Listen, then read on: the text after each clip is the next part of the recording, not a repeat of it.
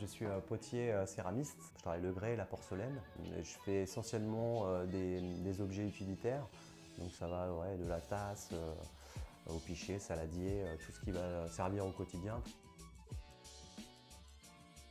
Plusieurs techniques pour façonner l'argile. Moi je travaille sur le tour de potier, donc plateau qui tourne, on passe une balle dessus et puis on va façonner à la main les formes. On va étirer la terre jusqu'à l'affiner et lui donner les formes un petit peu qu'on veut. Généralement ça se passe en plusieurs étapes.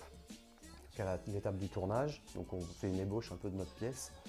Ensuite on va attendre que ça se raffermisse quelques jours et une fois qu'on a ce raffermissement, on va du coup retravailler la terre en recollant la pièce à l'envers sur le tour et en enlevant de la matière pour redessiner la forme, lui donner une forme plus esthétique, plus harmonieuse.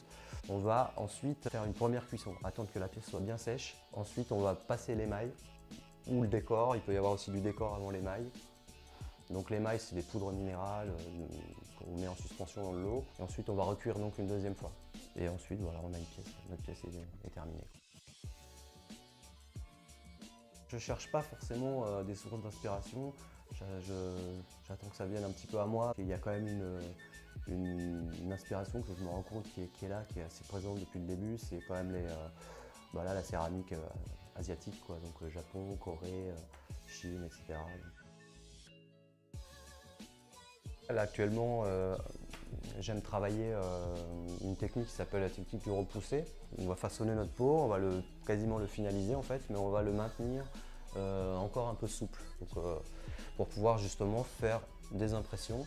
Donc on va faire une première série d'impressions sur tout le tour et ensuite on va